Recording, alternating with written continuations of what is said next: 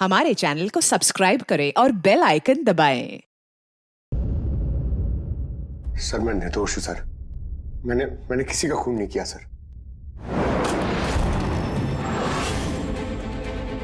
जानते हो ये क्या है? डीएनए रिपोर्ट है सर। फिर तो तुम्हें ये भी पता होगा कि इस रिपोर्ट में क्या लिखा है, और फिर भी तुम चाहते हो कि मैं मान लूं कि तुम निर्दोष हो, तुम गुनहगार नहीं हो। सर आपने हमेशा हमें यह सिखाया सर कि सच से बड़ा दुनिया में कुछ भी नहीं है सर। इस केस की भी यही सच्चाई है सर। मैंने किसी का खून नहीं किया सर, मैं सच कह रहा हूं। अगर तुमने खून नहीं किया है तो फिर तुम्हारा खून उस हथियार पे कैसे पंकज? मुझे नहीं पता सर। कैसे नहीं पता तुम्हें? हा? ये जो तुम्हारे हाथ पर चोट लगी है, ये जो खून का निशान है, वो चीख चीख के कह रहा है कि गुनहगार तुम ही हो पंकज, तुम हो। सर मैंने आपको बताया था सर, मैं ऑटो से जब ब्यूरो आ रहा था सब तब कटा था सर।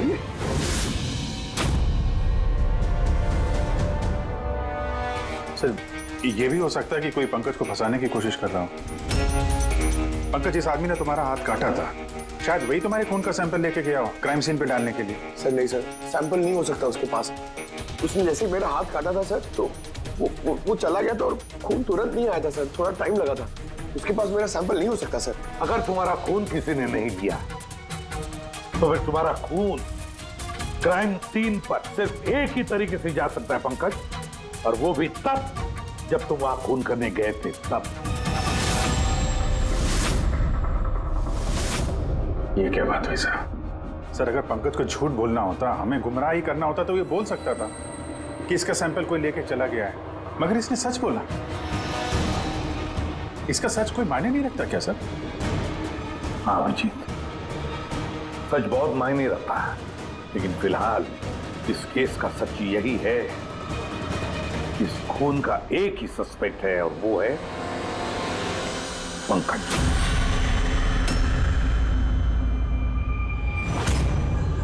मैं तुम्हें सीआईडी से सस्पेंड कर रहा हूं। सर मेरा यकीन कीजिए सर, मैं सच कह रहा हूं। मैंने खून नहीं किया, मुझे मेरे पिताजी की कसम है सर। पंकज, तुम्हारी गन और बैच।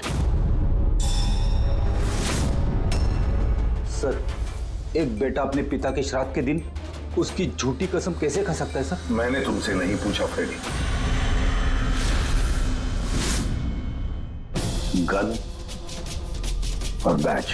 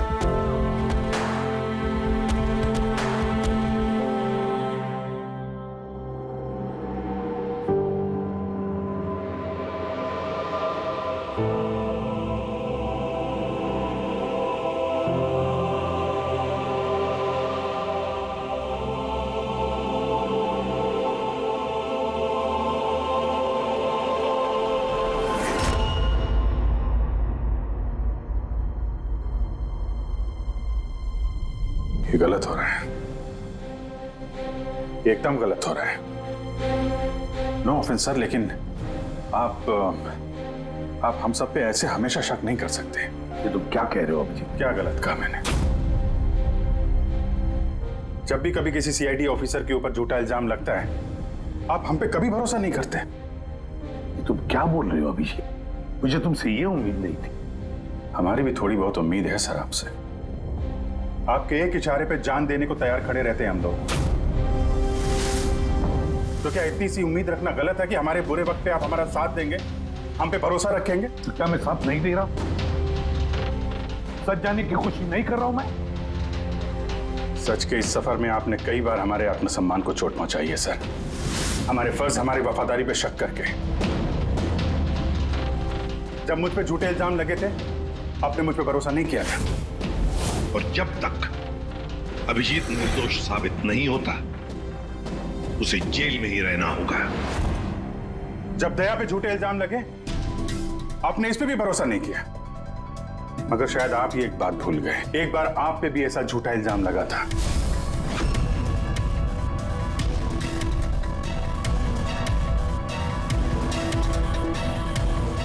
उस वक्त हम में से किसी ने भी आप पे शक नहीं किया था, बल्कि एक मजबूत दीवार बनकर सामने डटे खड़े रहे थे ताकि आपके ऊपर आंच ना आ सके।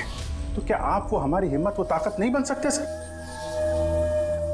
अभिजीत, मुजरिम से भी ज्यादा खतरनाक होता है एक इमोशनल सीआईडी ऑफिसर।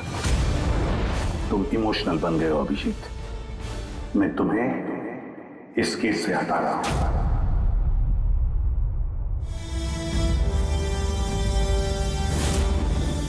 दया, पूर्वी, अब से पंकज की केस तुम दोनों इन्वेस्टिगेट करोगे, सिर्फ और सिर्फ तुम दोनों। ठीक है सर। अब आपको मुझ पे इतना भी भरोसा नहीं रहा कि मैं इस केस को न्यूट्रल तरीके से देख पाऊंगा भी या नहीं। इतने साल की ड्यूटी का ऐसा मेडल तो किस्मत वालों को मिलता है। Thank you sir.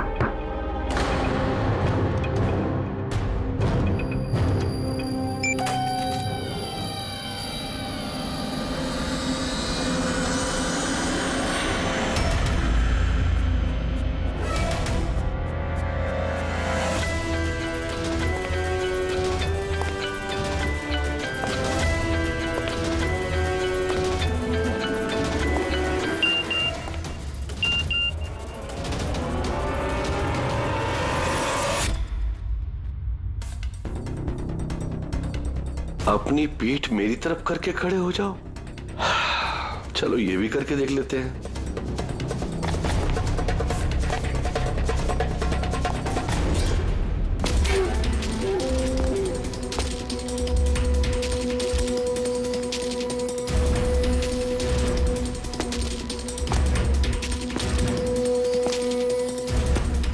आप आ गए सर?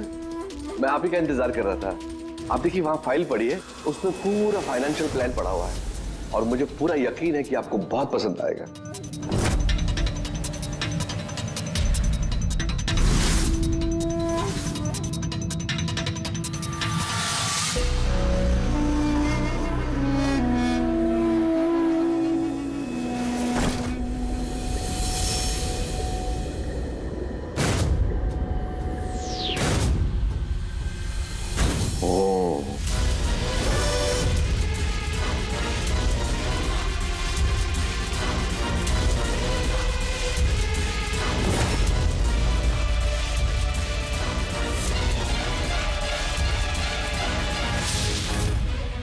अरे ये तो नकली है।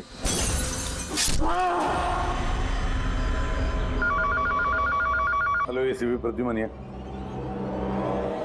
व्हाट? कब? अच्छा, ठीक है।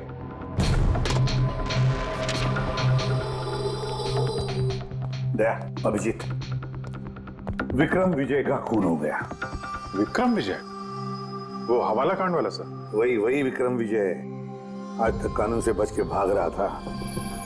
आज उसका कत्ल हुआ उसके ही घर में। एक न एक दिन तो ये होना ही था सर, इतने सारे दुश्मन पाल रखे थे उसने। सर रियली सॉरी सर, थोड़ा लेट हो गया। क्या बात है पंकज, कहाँ रह गए थे तुम? सर वो डैड का श्राद्ध था सर, आज मंदिर गया था सर पूजा करने। ठीक है, और ये हाथ में क्या हुआ? अरे सर ये आते हुए लग गया, मामूली चोट है, इतना जोर से नहीं लगा सर। ठीक है, तैयार हो जाओ, एक मर्डर केस आया हुआ है। अब ये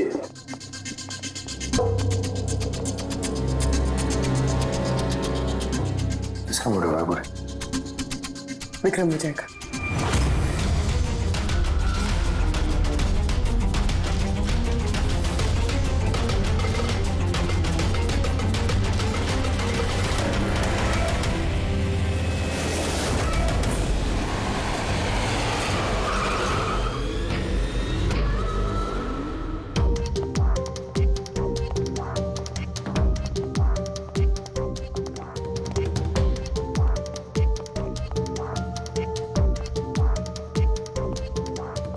CID? जी हाँ।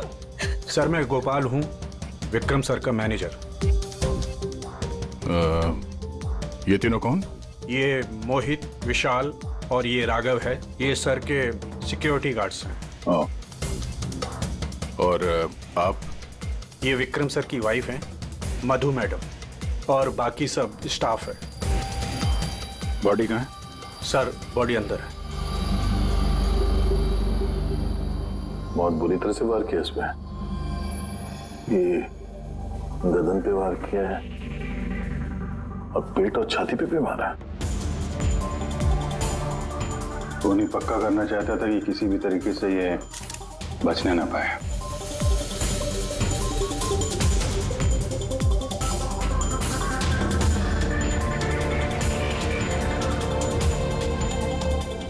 लगता है इससे हमला किया इस पे।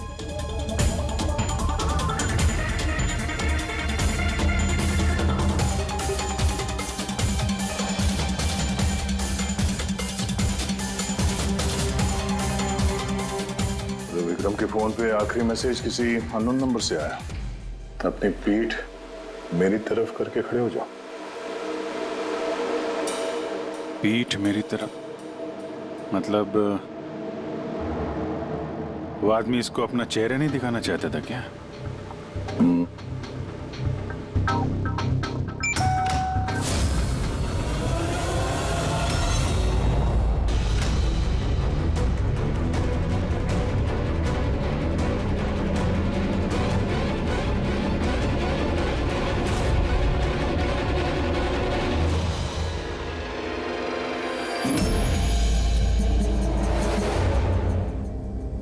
ये देखिए सर, फुलदान में से मुझे क्या मिला है? Audio recording device. Audio recording device?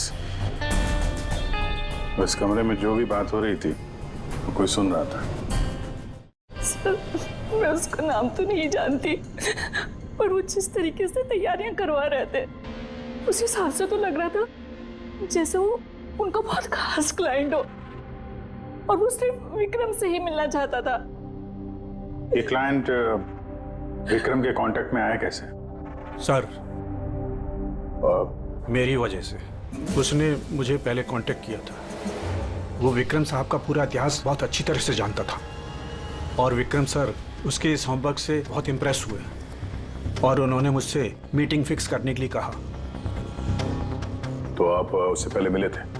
नहीं सर, उसने कॉल किया था और वो भी प्राइवेट नंबर से।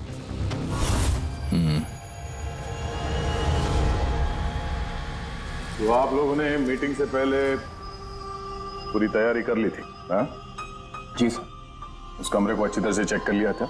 हाँ। तो फिर ये ऑडियो की रिकॉर्डिंग डिवाइस ये कमरे में कैसे पहुंची? सर ये कहाँ से आया? लापॉट में। वो तो तूने चेक किया था ना मोहित? मैंने चेक किया था सर, लेकिन मुझे फ्लापॉट में दिखा नहीं था। दिखा नहीं था? जी नहीं। अच्छा, ऐसे कैसे दिखा नहीं था? ब्यूरो चल, वहां पे अच्छे अच्छे को दिखने लगता है।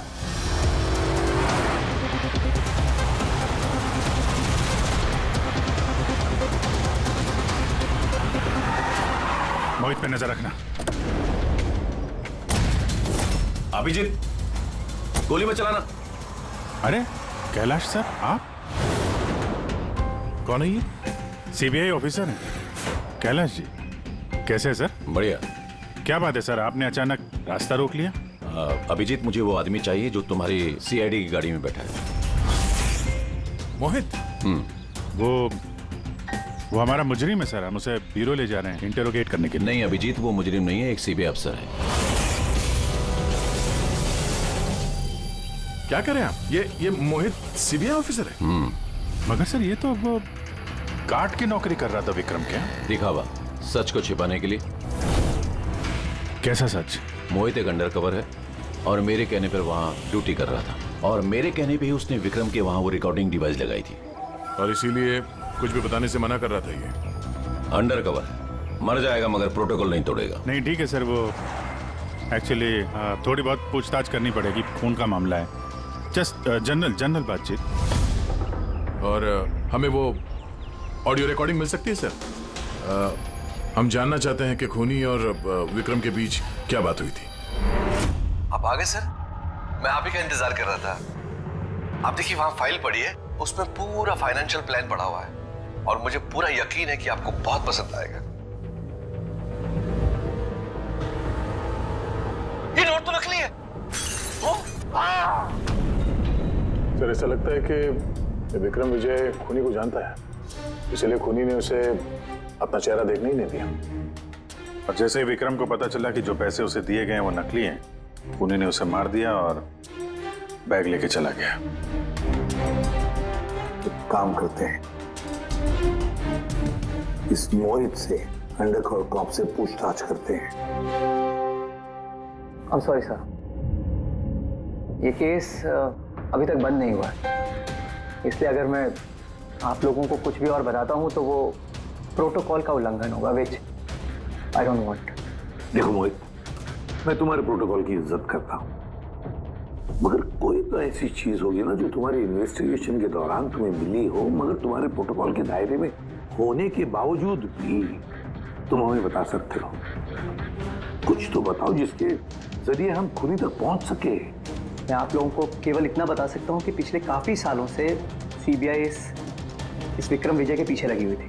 आज से 15 साल पहले सन 2002 में सीबीआई ने एक अंडरकवर ऑफिसर को भी विक्रम विजय के पीछे लगाया था, कुछ खास सबूत इकट्ठा करने के लिए, लेकिन कुछ हासिल नहीं हुआ और अनफॉर्चुनेटली हमारे वो ऑफिसर मारे गए। एक मिनट, नाम क्या था इस ऑफिसर का? इंस्पेक्टर अधिराज।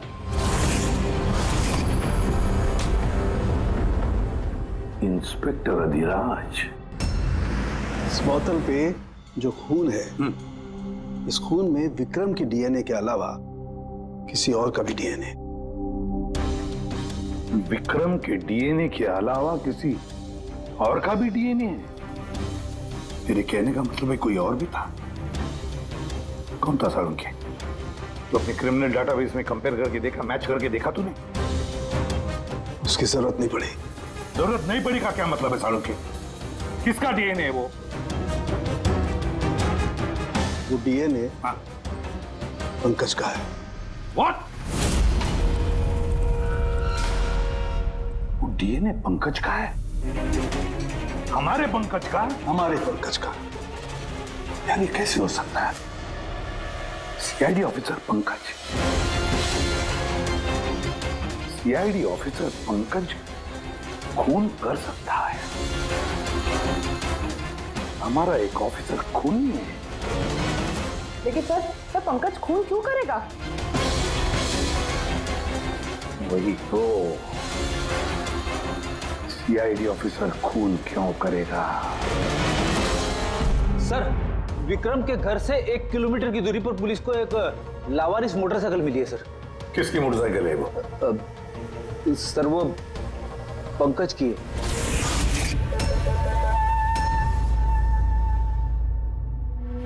लगा मुझे। क्या मतलब? पंकज की बाइक पड़ी है वहां पे और आप लोगों को हैरानी नहीं हुई? विक्रम विजय जिसकी मौत हुई है आज, 15 साल पहले अधिराज जी, पंकज के पिता, एक अंडरकवर कॉप, बॉडीगार्ड बन के विक्रम विजय के खिलाफ सबूत इकट्ठा कर रहे थे और उसी दौरान वो मारे भी गए। मतलब सर, पंकज को ये लगता है कि उसके पिताजी की मौत के पीछे विक्रम विजय का हाथ था और इसीलिए उसने अपने पिताजी की मौत का बदला लेने के लिए।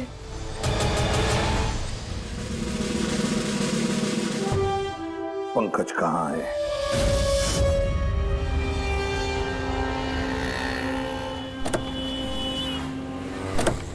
अरे सर, आप लोग?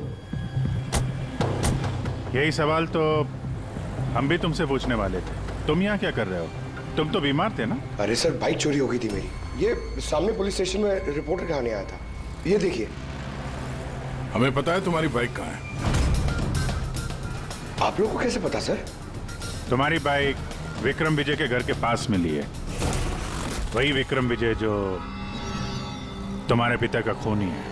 जब ब्यूरो में एसीपी साहब ने बताया कि विक्रम विजय का खून हुआ है, तो तुम्हें पता था ना कि वही विक्रम विजय है? हाँ सर। अरे तो ब्यूरो में क्यों नहीं बताया तुमने?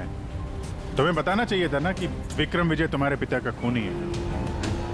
सर, डैड का श्राद्ध था सर। मंदिर से ब्यूरो आ रहा था, उनके बारे में सोच रहा था, ये न्यूज आ गई। एकदम हिल गया था सर, समझ में नहीं आ रहा था क्या करूं। और ये हाथ जो तुम्हारा कटा हुआ है, एग्जैक्टली हुआ क्या था? सर ये तो जब मैं मंदिर से ऑटो पकड़ के आ रहा था।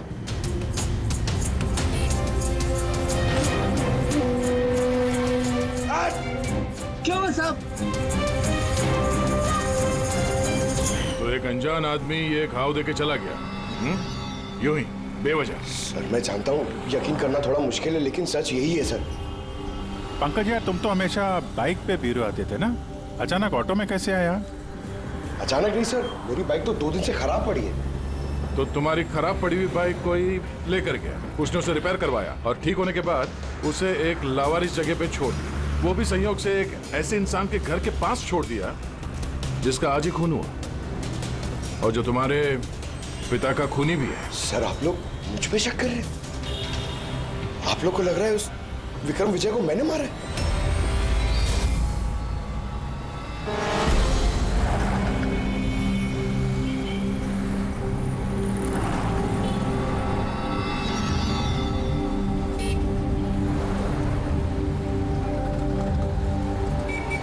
अगर ये पंकज अपने घर से विक्रम के घर पे गया होगा तो वो यहाँ इस जंक्शन से गुजरा होगा।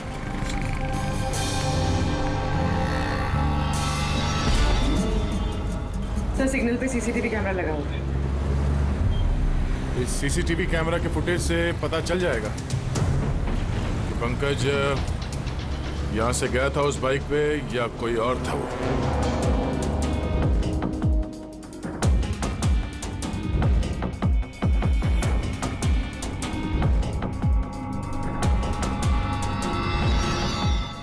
एक मिनट रिवाइंड करना, पॉज करना। सर ये देखिए, कि पंकज की तरह नहीं लग रहा है। बाइक का नंबर है XYA 4784। सर पंकज की बाइक का नंबर भी यही है।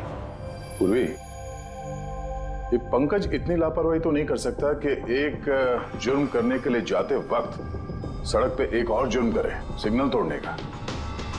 जरूर कोई है जो पंकज को फंसाना चाहता है और उसी ने ये सिग्नल भी तोड़ा है ताकि हमारा जो शक है पंकज के ऊपर वो और मजबूत हो जाए। मगर सर पंकज को कौन फंसाना चाहेगा? शायद उसका कोई पुराना दुश्मन। सर मेरा ऐसा कोई पुराना दुश्मन नहीं है जो मुझे फंसाने के लिए ऐसी साजिश रचेगा। सर पंकज दिमाग पर जोर डालो, कोई तो होगा। सर अगर तुम्हारा कोई दुश्मन नहीं है तो फिर ये खून तुमने ही किया है। तुमने। अपने पिताजी की मौत का बदला लेने के लिए, और वो भी उनकी बरसी के दिन। सर मेरा बदला लेने की कोई मेंटालिटी नहीं है सर। मैं खूनी नहीं हूं सर, मैं एक सीआईडी ऑफिसर हूं। जहां तक पिताजी की बात है सर, मैंने तो उन्हें ठीक से देखा भी नहीं सर। मुझे तो ऐसा कुछ याद भी नहीं है जो उन्होंने हमारे साथ कोई अच्छा टाइम स्पेंड किया हो या हमारे साथ रहे हो। सर उन्हें तो फर्क भी नहीं पड़ता होगा कि उनका कोई बेटा है जिसे उनकी जरूरत भी है सर। मतलब तुम्हारे पिताजी के साथ तुम्हारे संबंध अच्छे नहीं थे? सर वो एक अंडरकवर कॉप थे सर। वो ज्यादातर अपने काम में ही बिजी रहते थे। घर गृहस्थी परिवार बच्चे इनसे उनका कोई लेना देना नहीं था सर। मुझे तो सिर्फ मेरी माँ ने पाला है सर। लेकिन फिर भी पंकज, तुम्हारी अपनी पिताजी के साथ कुछ ना कुछ तो यादें जुड़ी होंगी ना? कुछ भी? बस सर थोड़ा सा याद है मुझे सर। मुझे मेले में ले जाते थे सर वो, मगर मेले में ले जाने से पहले सर वो मुझे हॉस्पिटल ले जाते थे हमेशा। हॉस्पिटल में? वो क्यों? शायद बचपन में बहुत बीमार रहता था और वो हॉस्पिटल ले जाते थे और मुझे बहुत दर्द होता था सर। दर्द? पंकज कहाँ दर्द होता था? सर पीठ में, यहाँ पे सर। पीठ में? पंकज डॉक्टर क्या करते थे पीठ में? नहीं सर ऐसा कुछ याद नहीं आ रहा सर। याद करो पंकज, याद करो। सोचो क्या करते थे? तुम्हारी पीठ में इंजेक्शन लगाते थे या पीठ में से खून निकालते थे? क्या करते थे? याद करो। Sir sir sir drill machine से कुछ करते थे सर हॉस्पिटल में। क्या कहा? ड्रिल मशीन से? और उसके बाद तुम्हें पीठ में दर्द होता था? बहुत दर्द होता था सर। मैं हफ्तों तक सीधे बैठ भी नहीं पाता था। और फिर घर जाने के बाद तुम्हें नींद सी आती थी? कुछ अजीब सा लगता था? चक्कर आता था? हाँ सर मेले में भी जब मैं घूमने जाता था तो नींद में ही रहता था सर। ऐसे चक्कर आते रहते थे सर बस। लेकिन सर इस बात का इस केस से क्या लेना देना? लेना देना है बस। मुझे लगता है इसके पिताजी ने इसकी बहुत छोटी उम्र में इसका बोन मैरो डोनेट करवा दिया था। लेकिन सर बच्चों का बोन मैरो डोनेट करवाना तो गैरकानूनी है ना? गैरकानूनी है, लेकिन मुझे लगता है बॉस पैसे की वजह से या किसी भी और वजह से उस डॉक्टर ने इसके पिताजी के लिए ये सब कुछ किया था। वो ठीक है सर, लेकिन मेरी समझ में अभी भी ये नहीं आ रहा है कि इस बात का इस केस से क्या कनेक्शन है? कनेक्शन ऐसे है पूर्वी कि कई बार जब बोन मैरो डोनेट किया जाता है तो जिसे बोन मैरो डोनेट किया जा रहा है उस व्यक्ति को ह्यूमन काइमेरिज्म हो जाता है। ह्यूमन काइमेरिज्म? ये क्या है सानिको साहब? यूं समझो कि जिस व्यक्ति को बोन मैरो डोनेट किया जा रहा है उस व्यक्ति के शरीर में 2 डीएनए पैदा हो जाते हैं। एक डीएनए वो जो उसका खुद का है ओरिजिनल, और दूसरा डीएनए वो जो बोन मैरो जिसका ट्रांसप्लांट हुआ है उसका। इसका मतलब है सर पंकज का बोन मैरो जिसे मिला शायद उसके खून में भी ये पंकज का डीएनए शामिल है। Exactly that. बस मुझे लगता है कोई बहुत ही खास होगा वो जिसके लिए पंकज के पिताजी ने ये सब कुछ किया। कोई ऐसा खास आदमी जो पंकज के पिताजी इंस्पेक्टर अधिराज के बहुत ही करीब था और उसकी मौत का बदला लेने के लिए उसने ये खून कर डाला। पर कौन?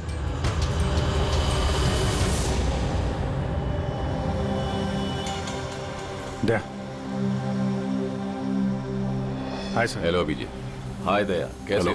गुड। सॉरी आपको यहाँ ऐसी जगह पे बुलाना पड़ा। अभिजीत, जो इन्फॉर्मेशन तुमको चाहिए थी वो ना तो सीआईडी ऑफिस में दी जा सकती थी और ना मेरे ऑफिस में। थैंक यू सर आपकी मदद के लिए। पंकज एक ईमानदार ऑफिसर है सर, और आपकी मदद से शायद हम उसकी बेगुनाही साबित कर पाए।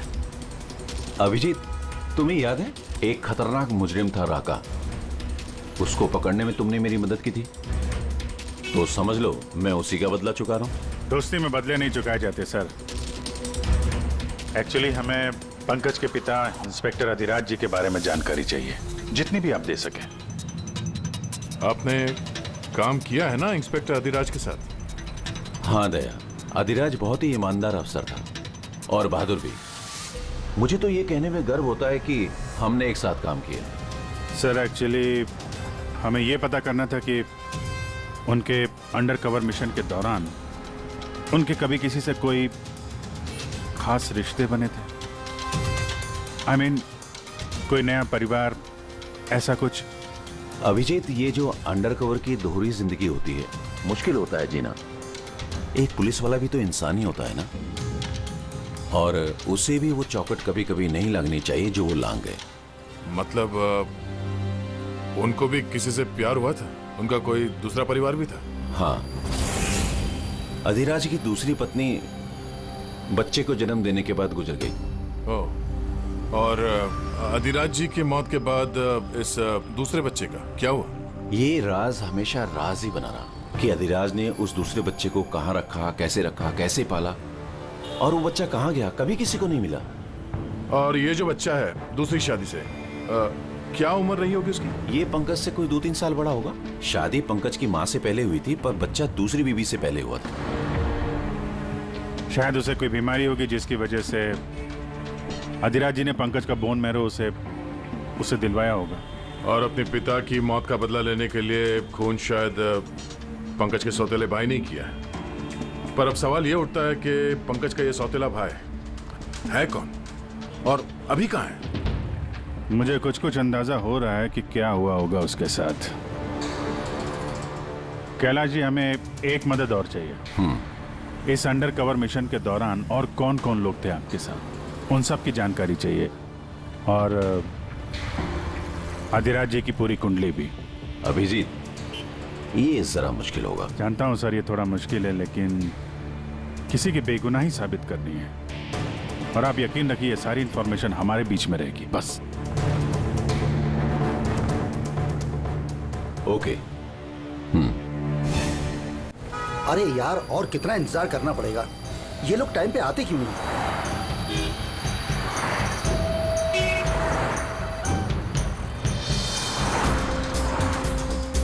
अरे यार, आधे घंटे से इंतजार कर रहा हूँ। अरे मुझे आज ही पूरा पैसा चाहिए। अरे मुझे निकलना है इस शहर से आज ही। तेरा हिसाब तो मैं आज, अभी और इसी वक्त चुकता कर दूंगा।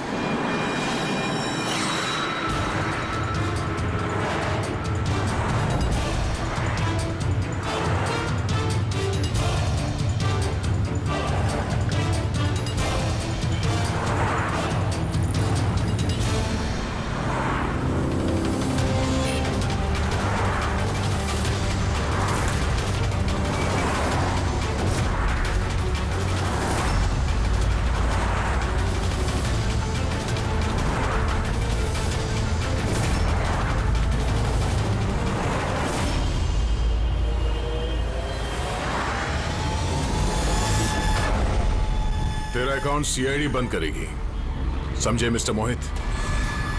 ये सर के सिक्योरिटी गार्ड्स हैं। नहीं अभिजीत, वो मुजरिम नहीं है, एक सीबीआई अफसर है।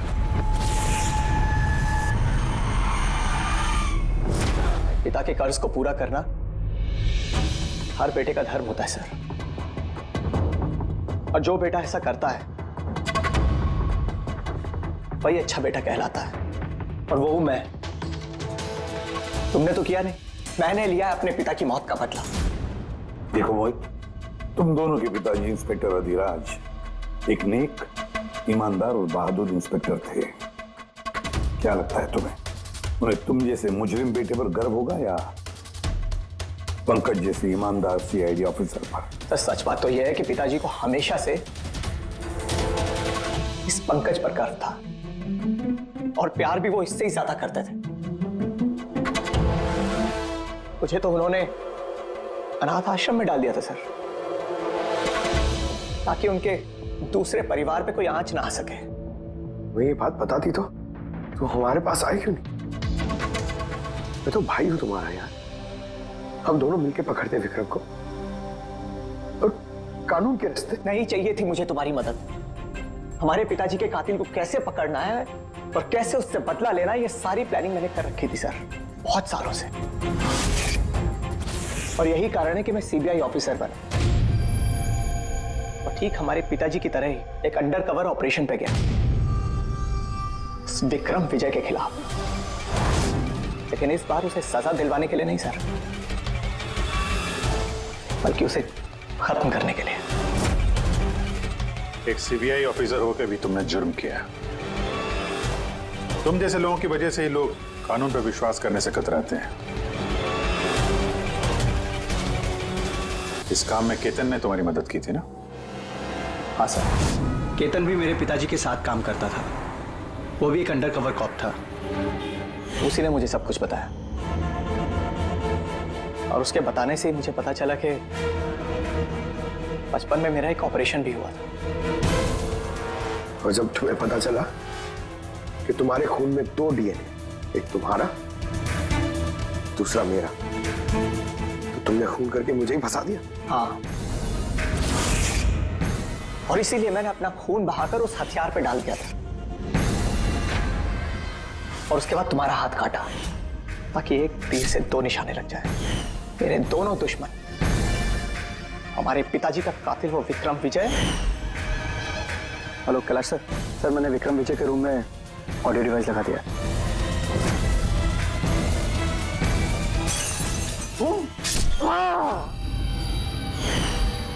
और तुम, मुझसे इतनी नफरत क्यों है तुम्हें भाई?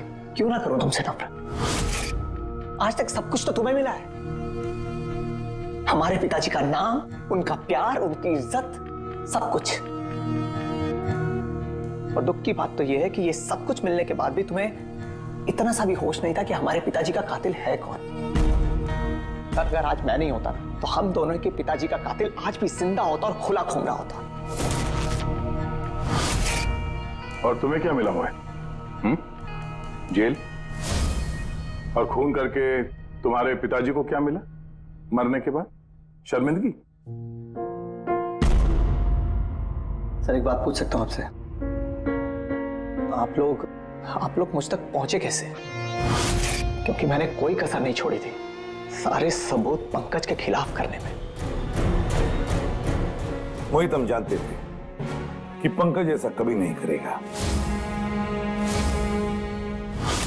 और रही बात तुम तक पहुंचने की, जब हमें 2 डीएनए के बारे में पता चला तो हमने तुम्हारे पिताजी इंस्पेक्टर अधिराज का बैकग्राउंड चेक किया। उसमें हमें पता चला कि उनका और भी एक बेटा है, तुम। और फिर बस हमने उस बेटे की पूरी कुंडली निकाली, मतलब तुम्हारी। और फिर सारा मामला समझ में आ गया। बहुत गलत किया तुमने मोहित, बहुत गलत किया। कानून तुम्हें कड़ी से कड़ी सजा देगा, शायद उम्र कैद या फांसी।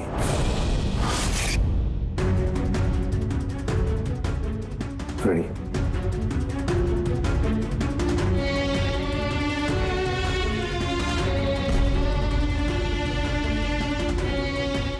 Ready sir.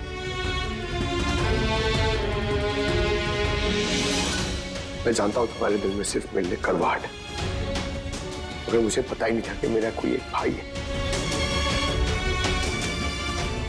मुझे नहीं मालूम कि तुम्हारे साथ क्या होने वाला, मगर तुम एक बात हमेशा याद रखना, मैं तुम्हारा इंतजार कर रहा हूं। I'll wait for you.